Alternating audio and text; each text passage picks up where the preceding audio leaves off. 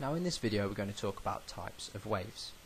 So there's two types of waves that I'm going to talk about in this quick video, and one is longitudinal and the other is transverse. But let's hold on before we start discussing those further, and let's just think about what an actual wave is, for those of you that don't know already. A wave is a disturbance in a medium that propagates through space and time. So let's just have a look at that a little bit further. So the disturbance is, a change in the medium. Something's happening. It's like if you pass your hand through the air, you disturb the air molecules.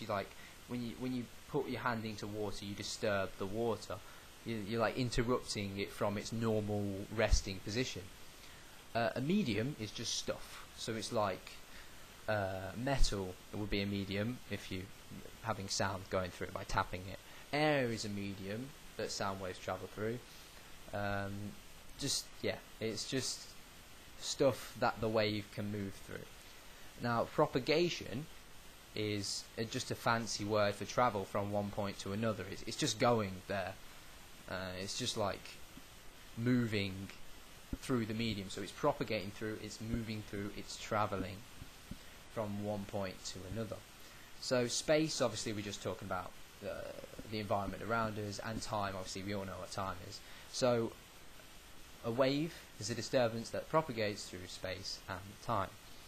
So the first type of propagating wave I'm going to talk about is longitudinal. Okay, longitudinal. So if I spell that right. Okay. So an example of longitudinal wave would be a sound wave.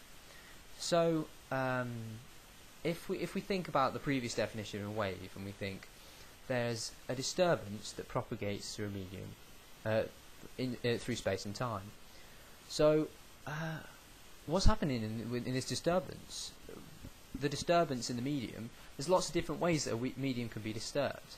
Now, a longitudinal wave concerns the disturbance in a medium that the stuff in the medium is moving in the same direction or parallel to the wave travel.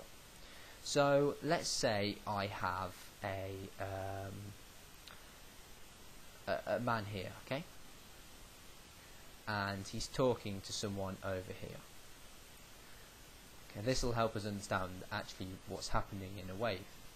So there's a transfer of energy between these 2 points, and that's really all a wave is. It's transferring energy from one point to another. So there's a flow of energy. Okay. Now the medium doesn't move. The medium doesn't move between the two. It moves very localized. So there's maybe this particle here is moving around, and maybe this one here moves around, but it doesn't. So one particle doesn't reach her. He's talking to. It doesn't like jump over and reach her. It's energy that's passed between the two, and not the medium. Okay. So in a longitudinal wave, the particles move in the same direction. So they are parallel to the medium. So what does this actually mean? So let's take sound wave as an example for this. Let's just make sure and get rid of it. Okay, so let's take sound wave as an example.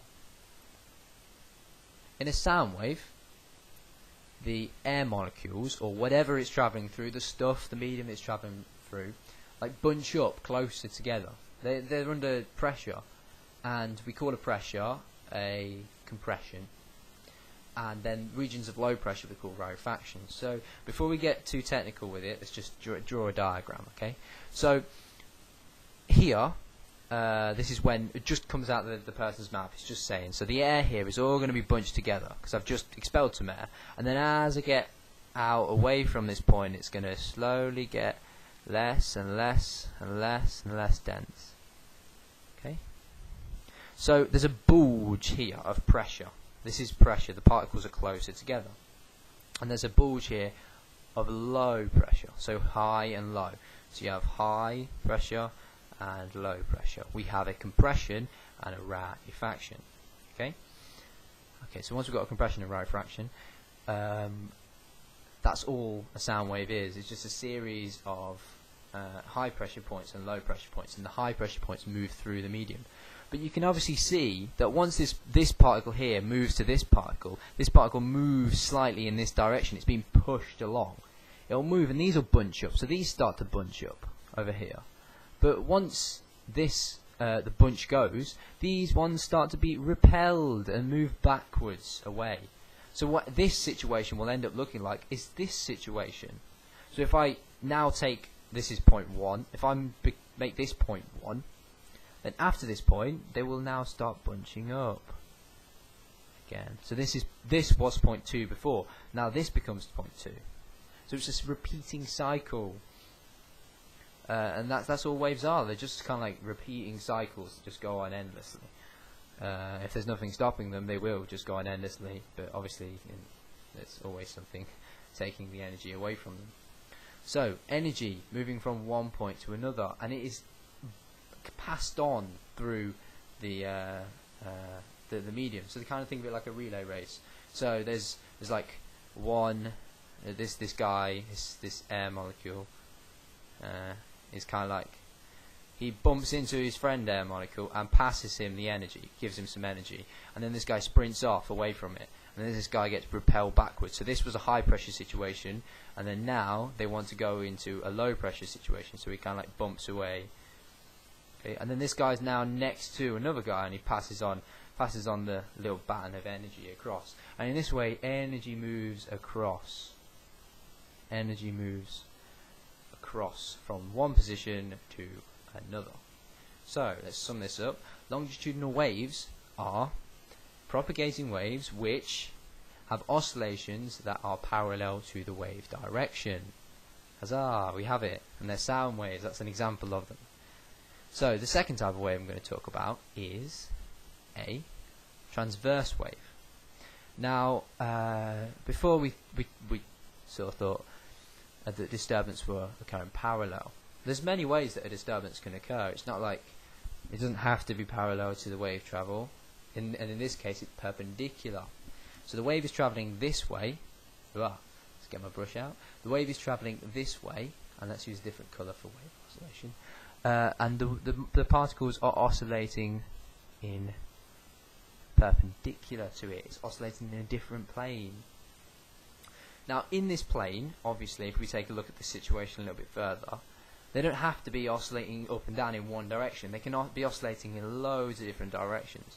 So they can be oscillating here, or at 45 degrees, or at about 20 degrees, and same on the other side. It doesn't matter. They oscillate as long as they're perpendicular. They are still perpendicular to the wave travel. It doesn't matter. So they can be any way. So they are just scattered all around the direction of wave travel. So let's take an example of this situation and how. So like do it in a real world example of it. So we've got a guy, alright, and he has a bit of string. Just standing there with nothing to do with a bit of string, right? And it's kind of like just holding it in his hands, and it's just kind of like drooping down like, onto the floor.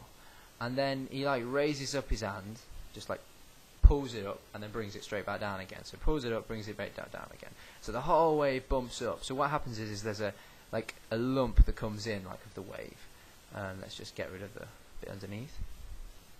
So there's a bulge. He creates a disturbance in the medium which is perpendicular to the wave travel. So the wave is travelling in this direction, whereas he is making the disturbance perpendicular to that.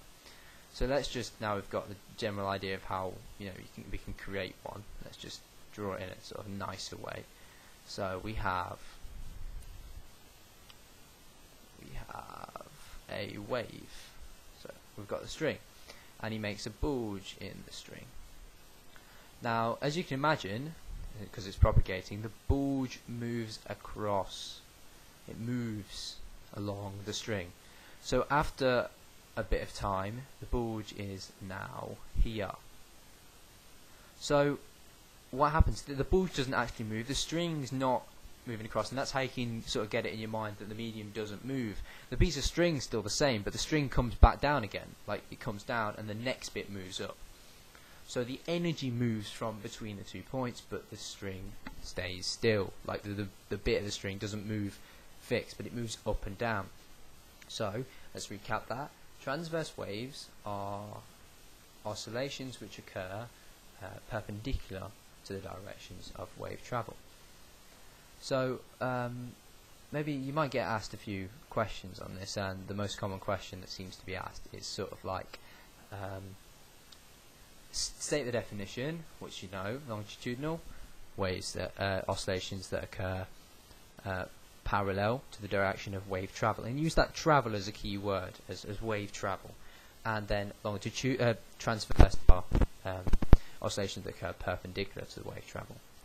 Other sorts of questions I'll give examples of, sort of things like that. And then maybe as a sort of a last sort of question, you probably get which of these two waves can be polarized. So we've not come across polarization before. It's longitudinal waves can't be polarized. They just can't. It's not like they just can't. And transverse waves can be polarized. Now I'm going to explain this in the next video. So if you're interested, just click on that right now.